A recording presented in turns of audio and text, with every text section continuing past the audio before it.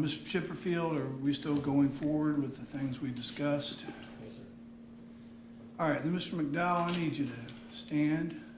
Madam Clerk, will you swear the defendant in, please? Yes, Your Honor. Do you solemnly swear or affirm the testimony you're about to give is the truth, the whole truth, and nothing but the truth so help you God? Yes, I do. All right. Mr. McDowell, it's my understanding that there is a request by you for me to reopen the evidence in this case so that you could provide a sworn statement to the jury. Is that true? That's correct. I'm willing to do that, but I have to make certain at this point in time that this decision by you and this request is being made in a manner that it's an informed decision, that it's voluntarily made without any coercion. Do you understand that? I know what I'm doing, yes, sir. All right, well, I have a few questions for you, okay? The statement, from what I understand, has a high probability that it will support the aggravating factors in this case and may negatively impact the mitigating evidence that has been presented over the last week. Is that true? Yes, sir. You understand that? Yes, sir. And knowing that, you still wish to provide this statement to the jury. Yes, I do. All right, it could also increase the likelihood that the jury will vote in favor of death. Do you understand that? I understand. And knowing that, do you still wish to read this statement? Yes, I do. And it also could also increase the likelihood ultimately that the death penalty is imposed in this case. Do you understand that? I do. And knowing that, do you still wish to enter your, or to read this statement? Yes, sir. Have you spoken with your attorneys about this? Yes, sir. It's my understanding, and I'm not disclosing any attorney-client communications here because I haven't been made privy to those discussions, but I have been told that they have counseled you against doing this. I can imagine it's very much against it. That's what You feel it's what you need to do, correct. okay? And has anyone threatened you to get you to do this? Is anyone forcing you to do this? Has anyone coerced you in any way by making any threats or any promises to you? No, quite the opposite of that. All right. Has anyone guaranteed you a more favorable outcome in terms of a decision for life over death if you read this statement? None whatsoever. Of your attorneys, I mean, your attorneys that you've confirmed here, they have counseled against this, haven't they? Vigorously. Okay. And after hearing their advice and talking with them, you still want to go forward. Yes, sir. Ultimately, it is your decision and your decision alone, and that's what I have to make certain that has happened here. So has anyone influenced you in any way to read this statement? You need some more time to talk with your attorneys about this. We will give you that time if you need it. No, sir. All right. Now,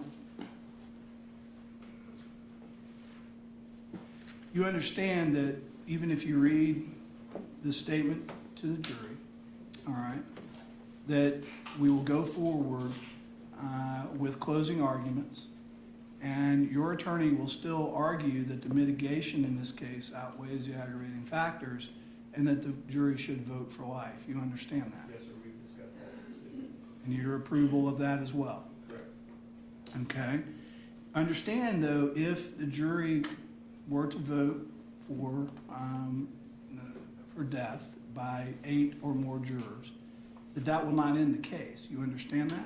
Correct. You have a decision to make as well, sir. I will make the ultimate decision, but that will be made after a Spencer hearing.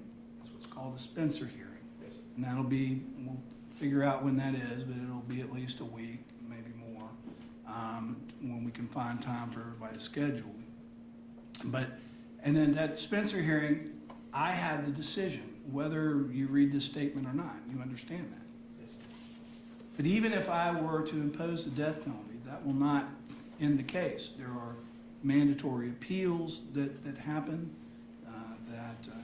there will be even if the appeals are all unsuccessful, the governor still has the discretion when he or she would want to sign the death warrant, and that process will go forward regardless of whether you read this statement. Yes, sir. So we will not be immediately moving to, to impose the death penalty. You understand I that? understand the automatic review process and, how that goes, the timeline and things like that. All right. And knowing all that, you still want to read the statement. Yes, sir. Have you taken any medication this morning? No. All right, you are prescribed medication then? Yes. Right. Have you been taking it regularly at the appointed times? Yes. Again, that's true even as today. It may not be your scheduled time to take the medication, but go ahead. The normal time is usually during the morning break. Okay, and you had it yesterday, Correct. and you're scheduled to have it today. Correct. Are you under the influence of any other medication that is not prescribed to you by a doctor? No, sir. And are under the influence of any drugs that are not prescribed to you by a doctor, any illegal drugs? No, sir. You're under the influence of any alcoholic beverages at this time? No, sir. All right. Again, you understand that you don't have to make this statement. I believe that I do. Well, That's a personal decision, sir. And so legally you don't, but you understand, I guess that's your moral decision, right? In your moral beliefs, that's why you're doing this? Yes, sir. Is there any other reason why you're doing this? No, sir.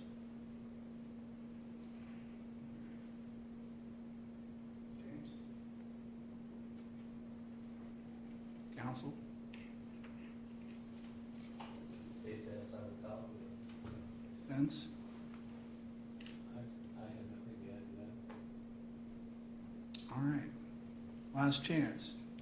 This, again, if you need time to reconsider, to talk about this, I'll give you that time. Try to just move forward with it as quickly as possible. Once you do this, you can't unring that bell. You understand that? It's irrevocable, I understand. And it will most likely support the aggravating factors in this case. Yes, sir. And it will undermine any of the mitigation. I'm not saying that it eliminates the mitigation, but it will cut against or undermine the mitigation that your counsel has put forward here for the last week and has spent years detailing. You understand that? I do. And it will increase the likelihood that a death penalty decision will be made in your case. My concern is more doing what I believe to be the right thing than the penalty itself. All right. Well, I have observed the defendant throughout these proceedings. He's well aware of what's going on and understands the proceedings. He is competent to make these decisions. And I find that he has freely and voluntarily made the decision to read this statement with a full understanding of the nature and consequences of what the statement may bring. I'm going to reopen the testimony in this case, or the evidence in this case. You will be sworn before the jury. The state will have a chance to it'll be done just like testimony. But I will allow you to do it. All right. You can have a seat. One thing I do also want to talk about for the record is we spent some time, obviously, getting the instructions ready in this case. And all the mitigating factors that the defense submitted, I asked them to redo them and regroup them and kind of organize them a little bit better. Last night when I was comparing the two lists, there were a couple of items which I wanted to make sure that the defense did not want in there. I had sent an email to both sides, just bringing it to their attention, and I wanted to go ahead and make sure on the record that the defense is okay with what we have and does not wish to add any more mitigating factors. So, Mr. Chipperfield, you got my email last night? I did and responded to it, Judge. I'm okay with what we have. All right. And it just really, I'll probably just put the email in the record so that we know what the discussion is. I mean, everything's in there, but I didn't know if you wanted to add the one, the murder was committed while he was under the influence of a mental or emotional disturbance. And I mean, it's there, but I didn't know if you wanted to add that specifically or not. No, sir, I'm voting yes. All right. Anything else we need to address, council? Nothing on this. All right, we need, let's bring the jury down. Are they out there?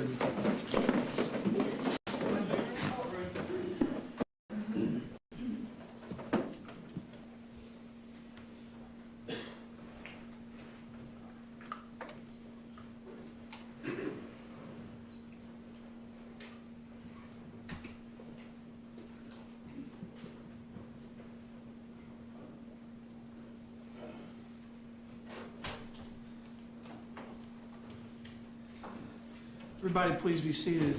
Welcome back, ladies and gentlemen. Thank you for your patience. I know I briefly went in and told you we were taking care of some matters and just, it was going to be a minute, and I appreciate you all just being ready to go and your understanding that this process can take time. So it just takes time.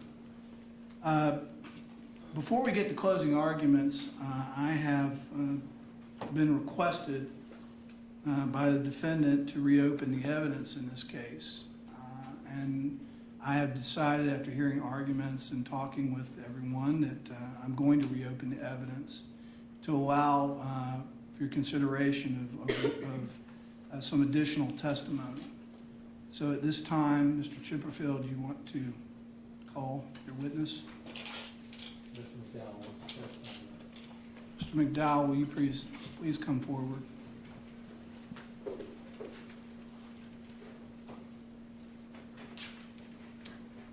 you solemnly swear or affirm the testimony you're about to give will be the truth, the whole truth, and nothing but the truth, so help you God? Yes.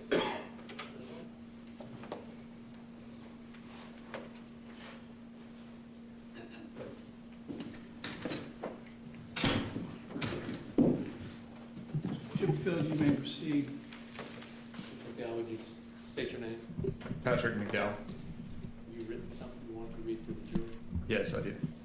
I want to preface it by saying that a lot of this is a rehash of what I said during my earlier testimony, but a lot of it isn't. And I'll be honest, it's a little inflammatory and it's a little more angry language than what I said before. Also, some of it's pretty graphic, but my intent here is to give you full information, my mind state. I don't think that sitting and listening to everybody try to excuse what I did and try to minimize all of the things that were going through my mind and what was affecting me at the time was the right thing to do. So against my attorney's advice, I'm going to clarify a lot of things that I know is probably not going to have a good effect on my case, but this is something that I need to do, so I'm just going to go ahead and read this. First, I want to say to Deputy Moyers, loved ones, and fellow officers, I'm sorry for what I've taken from you. I wish more than anything I could bring him back, and if my death could have done it, I would have made that trade years ago. We wouldn't be here today. This is not a plea for sympathy or for my life, so bear with me, please. This is a statement of truth because I believe I owe it to all of you people that I've hurt. I can't give back what I've taken, but I can try to help you understand why this happened and help you get the justice you deserve. Listen to everyone try to make sense of what I did, explain it away, and blame it on anything but me and my selfish disregard for that man's life. It's made me sick to think of letting others speak for me without doing the right thing and speaking to all of you like this myself. Killed a hero, a deputy who was doing his job and doing it so well that he took one look at me and knew I was up to no good for no other reason than I wanted to get away and be left alone. He should have left me alone. He shouldn't have followed me, and he should have backed off when he sensed that something was wrong. He was clearly not the kind of man to allow bad people in stolen cars full of stolen guns and drugs, people with active warrants who were so high that reality and conscience were abstract concepts, run around in his community unchecked. Instead, he put himself in harm's way between a criminal and the people he swore to protect, which is between me and all of you. For that, I shot him and I left him there to die. There's no worse tragedy, no worse crime, and no worse person than the creature who is capable of doing something so brutal to a good man. I do not deserve to live a long life in a place full of people who will praise and revere me as a cop killer. I deserve what I gave him. He deserved better, but I do not. Let me be clear. This is not a plea for my life or for my death. This is a plea for justice for Deputy Moyers and his family. I've listened to the same witnesses, the same experts, the same evidence as all of you have. And I'm not convinced. Nothing I've heard in this courtroom mitigates the fact that I decided months before the shooting that I'd never again make the mistake I made when I was arrested in Georgia, in a van full of stolen guns and drugs again, mind you, and let the police take me, that I would kill whoever tried if I had to, that I went around with this mindset all the time and followed through when it happened. I decided I would kill him if he tried to take me to jail before I even got in the van at the gas station. I lured him toward a dark, secluded area, and when he blue lighted me, I kept going until I found a good spot. I kept the van in drive with my foot on the brake. I brass checked my pistol before situating it in a concealed spot with quick, easy access. I tried to lie my way to freedom. When that didn't work and it became clear he was going to try and take me, I shot him in the tee box and leaned out to dead check him with 2 more well-aimed shots to his spinal column. I left him there in the street, brain dead and bleeding, for his friends to find. I never once considered his life at all. I just killed him to get away. I want you to consider the message you're sending to all the would-be cop killers like me out there, not to encourage the senseless killings of your protectors like this. Don't show them that killing a cop is a viable option if they want to escape arrest, with only the minimum penalty if caught. If someone killed my stepdad, my brother, and my friends who are cops in such a cold, selfish, and callous way, I'd want them dead, and to hell with whatever excuses they present to explain it away. I can't live with the thought of the murder I've committed being overshadowed by my life, my military service, my traumatic experiences, or my drug use. I don't want to die, but why should what I want matter? I let this trial go on because I thought maybe I could be convinced that I don't deserve a harsh sentence, but I was wrong. I gave my testimony and I listened to people comment that I'm remorseful, so I should be allowed to live, and that sickens me. Now it's okay because I feel bad about it. Make no mistake, I am sorry and I hate myself for what I did, but that's simply not enough to outweigh the aggravators by any imaginable standard. The Moyers family deserves justice.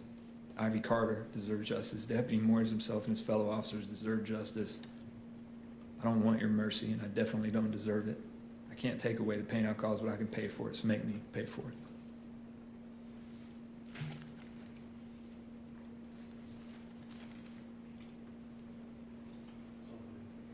Cross-examination.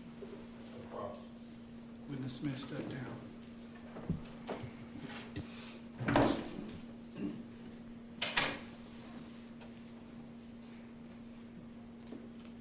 Is counsel ready to go into closing arguments, or